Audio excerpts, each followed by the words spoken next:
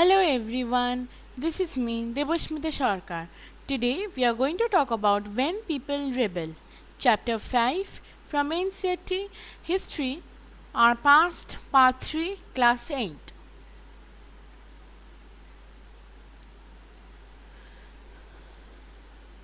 Nawabs lose their power. Nawabs and Rajas lost their powers to the East India Company. Residents stationed at Indian states worked effectively so that Indian states didn't join against the East India Company. Negotiations were put down by the East India Company, which was aiming to rule Delhi. Peasants and sepoys. Peasants and zamindars lost their lands to the moneylenders as rate of revenue was excessively increased due to the new land revenue measures and they could not pay it. Indian sepoys were ill paid, the religious sentiments were hurt. From Meerut to Delhi. Mangal Pandey was hanged on 29th April 1857 for attacking his officer. On 9th May 1857, sepoys at Meerut were imprisoned as they refused to use the Enfield rifle. On 10th May 1857, army sepoys released their sepoy companions and killed British officers. The sepoys then captured guns and ammunition and marched towards Delhi. The sepoys stationed at Delhi garrison welcomed the sepoys from Meerut. British officers were murdered. The victorious sepoys declared Bahadur Shah Zafar as the Emperor of India.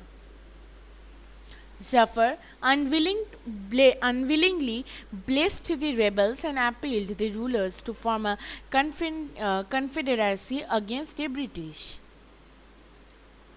The rebellion spread. The rulers of the state saw it as an opportunity to settle their scores from the company and rose in revolt for the fulfillment of their selfish aims of regaining their territory from East India Company. The company fights back. The company was determined to suppress the revolt with all its might.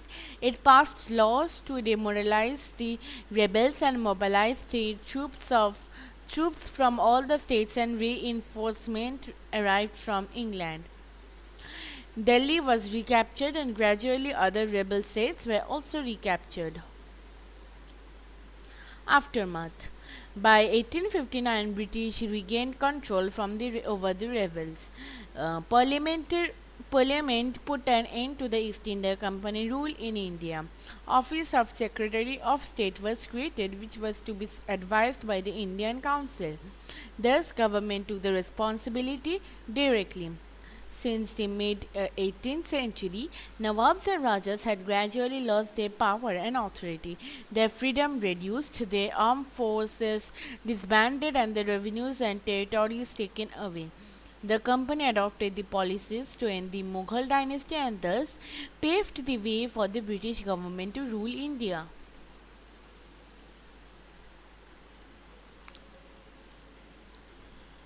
Many ruling families, such as Rani Lakshmibai of Jhansi, tried to negotiate with the company to protect the interests, but they did not get success. Now the company began to plan to bring an end to the Mughal dynasty. To make this plan successful, the company took several measures. The name of the Mughal king was removed from the coins minted by the company.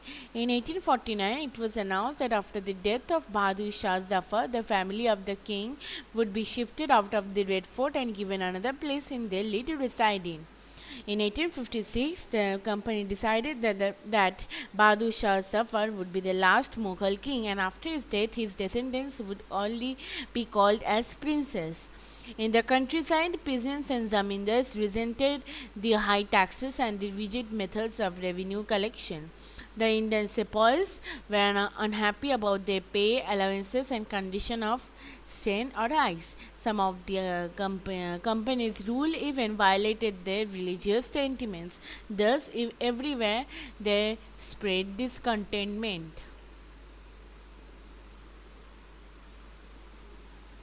The response to the reforms brought in the Indian society by the British were also not positive, although some reforms were essential.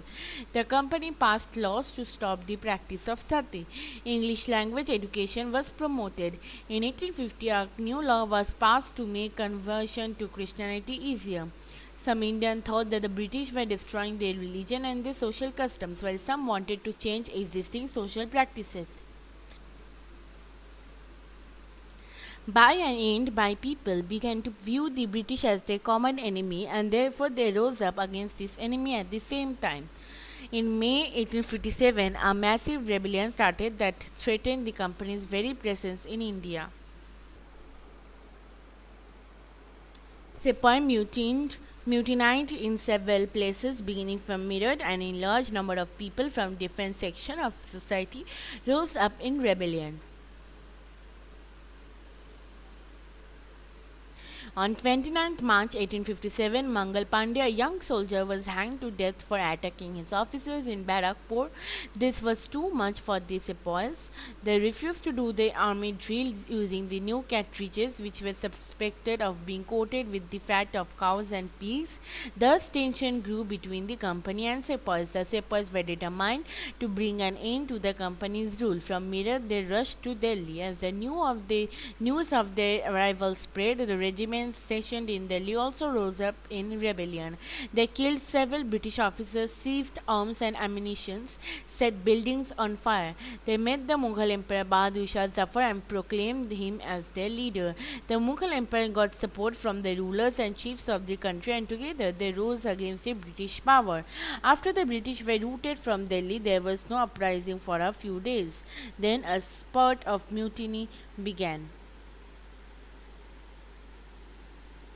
Regiment after regiment mutinied and took off to join other troops and nodal points like Delhi, Kanpur, and Lucknow.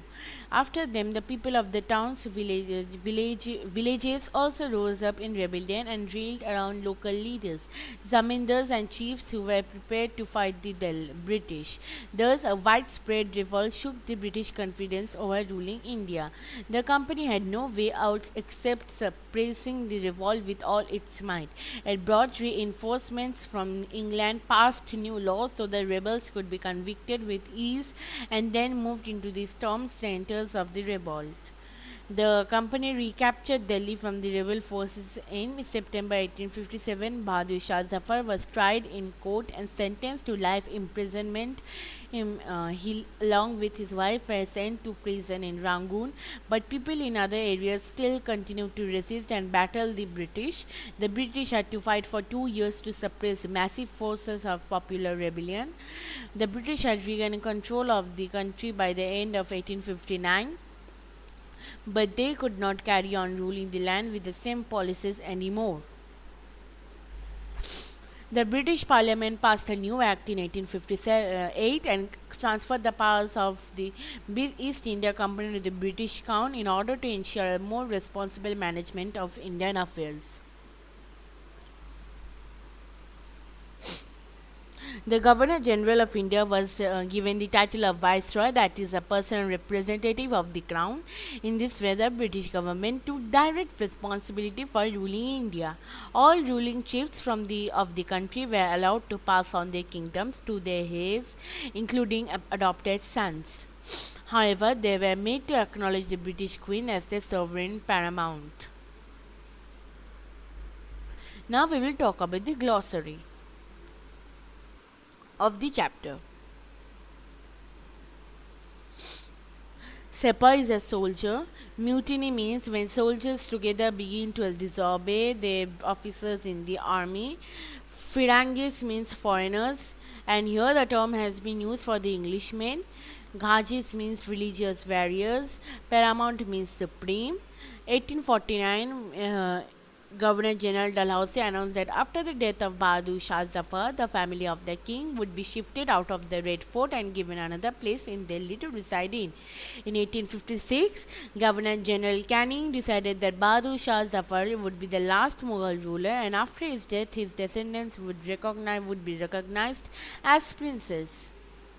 The company passed a new law which stated that every new person who took up the employment in the company's army had to agree to serve overseas if required.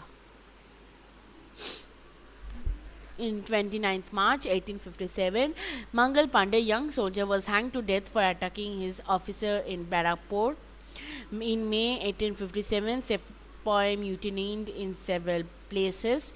On 10th May 1857, Sepoys rushed to Delhi from Meerut. On September 1857, Mughal Emperor Bahadur Shah Zafar, along with his wife, was sent to President Rangoon. In October 1858, a new act passed by the English Parliament transferred the powers of the East India Company to the British Crown. In 1858, Bahadur Shah Zafar died in Rangoon jail. And with this, we came to the end. Thank you. Please do like, share, and subscribe to my channel. Don't forget to comment in the comment section below. Bye bye. Stay home and stay safe.